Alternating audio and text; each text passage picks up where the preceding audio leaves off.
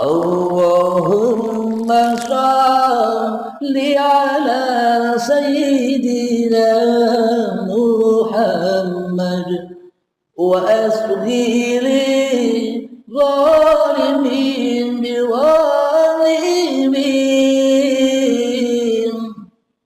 وأخرجنا من بينهم سالمين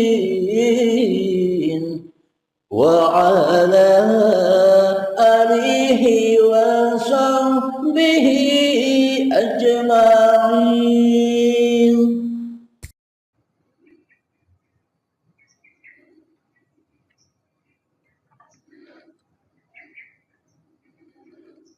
Assalamualaikum warahmatullahi wabarakatuh. Bismillahirrahmanirrahim.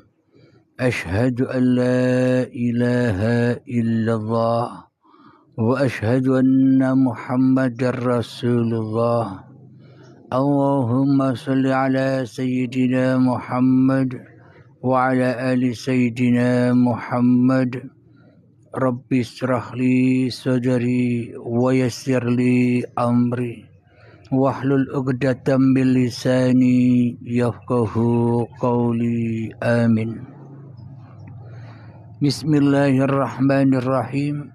Salam hormatku, salam ta'zimku selalu buat para sahabat-sahabatku tercinta, baik yang ada di dalam ataupun yang ada di luar negeri.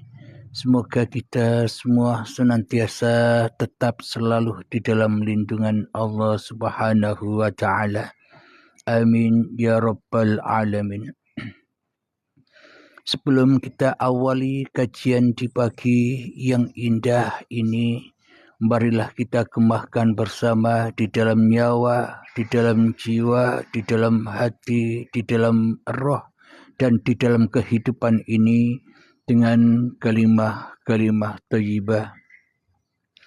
Subhanallah walhamdulillah wa la ilaha illallah wallahu akbar wa la hawla wa la quwwata illa billahil aliyil azim.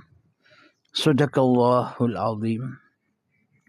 Tema di pagi yang indah ini yakni iman yang tak pernah bisa diraih oleh umat manusia. Selagi di dalam dada setiap manusia masih dirajai oleh diri manusianya. Contoh, selagi di dalam hatiku Abdul Halim nama saya, bila masih menjadi raja, bila masih menjadi penguasa atas hidup dan badan ini, maka selamanya meskipun Abdul Halim bilang, aku beriman kepada Allah, aku cinta kepada Allah, aku mengabdi kepada Allah, aku menyembah hanya kepada Allah. Semua itu hanyalah omong kosong saja apa yang diungkapkan oleh Abdul Halim di dalam hatinya, bila ternyata di dalam hatinya masih jadi Abdul Halim, masih menjadi Tuhan penguasa atas hidup dan badan ini.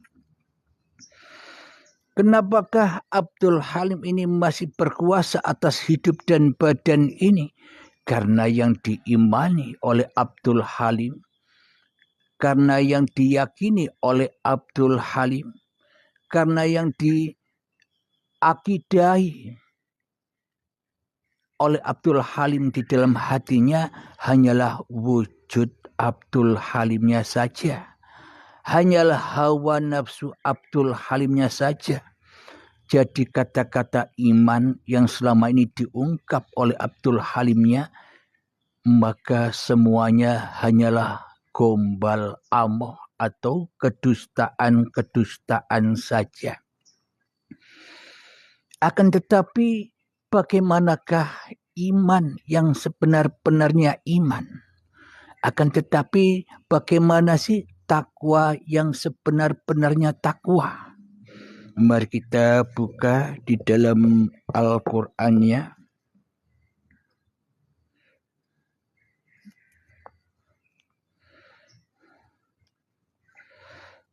Di dalam surat As-Saff, Bismillahirrahmanirrahim. Sabbaha lillahi ma fis samawati wa ma fil ard wa huwal azizul hakim. Yang artinya apa yang ada di langit dan apa yang ada di bumi bertasbih kepada Allah. Dan dialah yang maha perkasa lagi maha bijaksana. Apa yang dimaksud yang ada di langit dan apa yang dimaksud yang ada di bumi semuanya bertasbih kepada Allah, yakni langit dan bumi semuanya mensucikan hanya Allah, karena langit tak tahu bahwa dirinya adalah langit, karena bumi tak tahu bahwa dirinya adalah bumi, maka bagaimana mungkin langit mengaku-ngaku aku langit? Mana mungkin bumi mengaku-ngaku aku bumi? Yang mana penguasa langit dan bumi hanyalah Allah sendiri. Maka langit tak bisa mengaku-akui bahwa dirinya langit, dan bumi takkan pernah bisa mengaku-akui bahwa dirinya bumi. Hanya manusia sajalah yang mengaku-akui bahwa dirinya adalah manusia. Pantas saja Allah menyebutkan bahwa apa yang ada di langit dan apa yang ada di bumi semuanya bertasbih kepada Allah.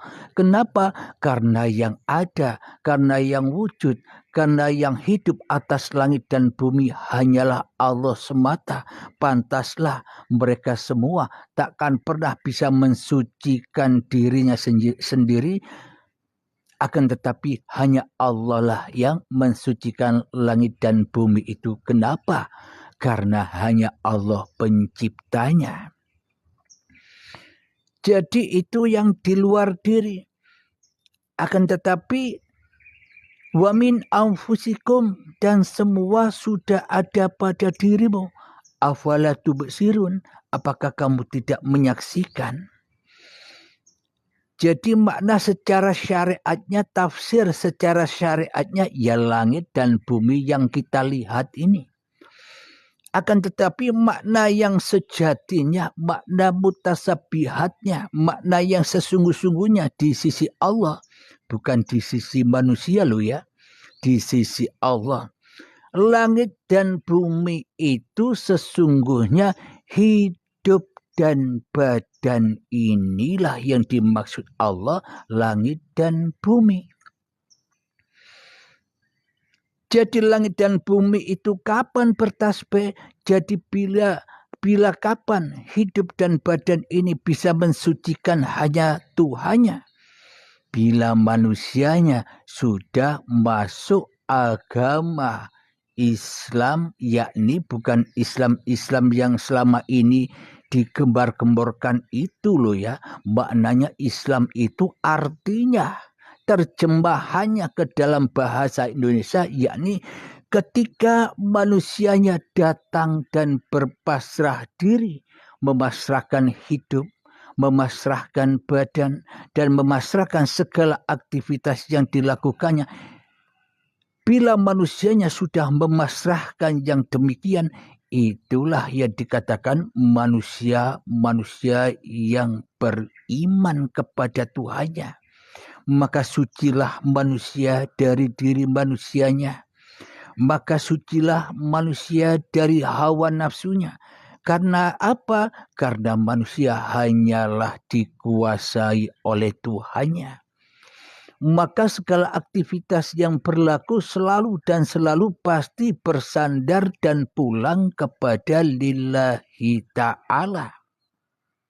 Itulah yang sesungguh-sungguhnya orang yang dikatakan orang yang beriman, orang yang bertakwa, orang yang meyakini bahwa Tuhan itulah yang menciptakan dirinya, bahwa Allah lah yang menciptakan dirinya. Maka sucilah Allah dari pengakuan manusianya di dalam hatinya.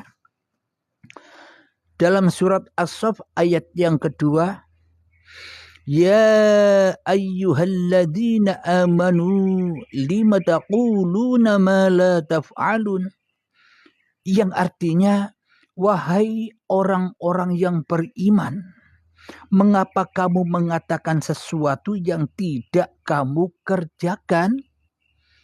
Ini seruan Allah kepada orang-orang beriman. Jadi orang-orang yang mengaku beriman kepada Allah, orang yang mengaku hanya beriman kepada Tuhan yang menciptakan dirinya, tidak menjamin orang itu beriman yang sesungguhnya di sisi Allah. Apa buktinya? Ya ayat ini.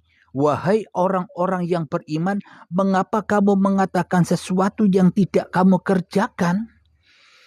Orang-orang yang mengaku beriman, ya kayak saya ini, ngaku-ngaku beriman, tapi yang kita kerjakan hanyalah membaca ayat-ayat hawa nafsu kita sendiri saja.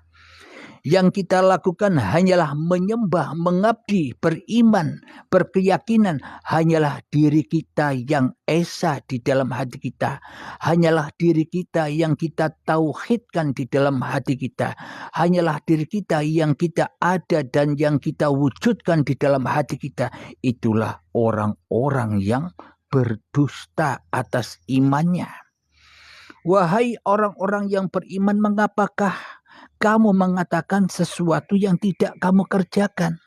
Bilang aku beriman, tetapi di dalam hati kita yang wujud, yang hidup, yang nampak, yang jelas, yang nyata masih kenyataan manusianya daripada kenyataan Tuhannya. Inilah orang-orang yang berdusta atas imannya, yang berdusta atas ketakwaannya. Ayat yang selanjutnya surat As-Saff yang ketiga, kabura maqtan 'indallahi an taqulu ma la taf'alun.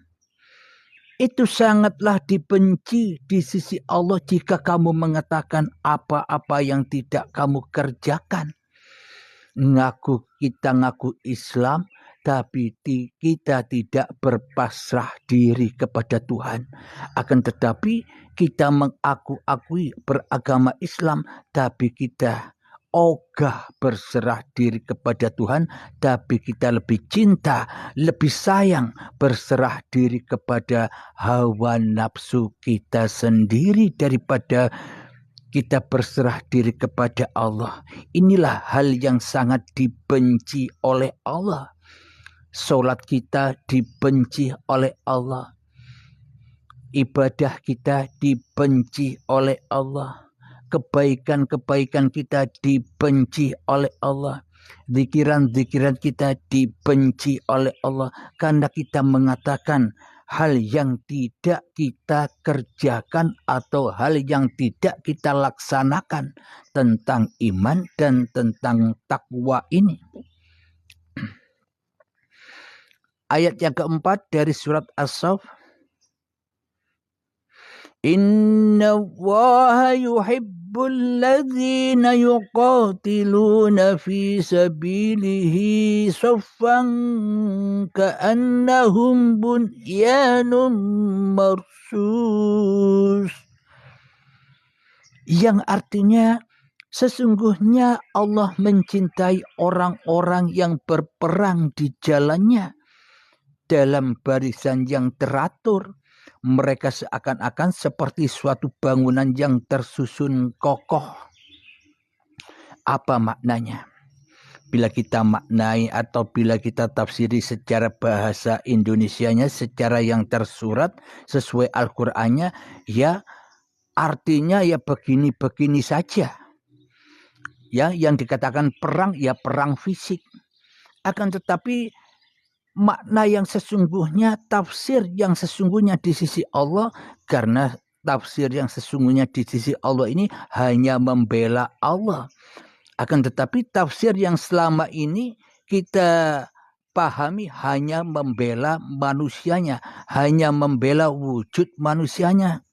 Maka tak akan pernah bertemu dengan ayat-ayat yang mutasabihat, ayat-ayat yang terpendam di dalam ayat-ayat yang tersurat. Sesungguhnya Allah mencintai orang-orang yang berperang di jalannya. Apa yang dimaksud berperang? Apa yang dicintai Allah? Agar manusianya sampai kepada Tuhannya. Jadi Allah cinta kepada orang-orang yang berperang itu adalah Allah cinta kepada orang-orang yang memerangi hawa nafsunya. Bukan perang fisik, bro. Bukan debat-debatan, bro. Jadi Allah cinta kepada orang-orang yang berperang di jalan Allah, itu maknanya Allah cinta kepada orang-orang yang mentiadakan dirinya di hatinya, sehingga Allah lah yang ada, sehingga Allah lah yang wujud, sehingga Allah lah yang hidup. Itulah hal-hal yang dicintai Allah, orang-orang yang berperang di jalannya, yakni orang-orang yang hanya mentauhidkan Tuhannya di dalam hatinya, hanya orang-orang yang mengesahkan hanya Allah di dalam hatinya, yang mana manusianya sudah tak mengesahkan lagi, sudah tak mentauhidkan lagi dirinya sendiri di dalam hatinya. Inilah orang-orang yang berperang di jalan agama Allah. Orang-orang yang begini inilah orang-orang yang dicintai oleh Tuhannya. Sehingga bangunan-bangunan ibadah-ibadahnya tersusun rapi. Duduknya sudah lillahi ta'ala, berdirinya sudah lillahi ta'ala, sholatnya sudah lillahi ta'ala, bekerjanya sudah lillahi ta'ala, berkebunnya sudah lillahi ta'ala. Apapun yang dilakukannya pasti pulang kepada lillahi ta'ala. Kenapa? Karena manusianya sudah memenangkan peperangan-peperangan melawan hawa nafsunya sendiri di dalam hatinya. Alhamdulillahirabbil alamin. Semoga kita dipahamkan apa-apa yang sudah difirmankan oleh Allah kepada kita semua umat manusia.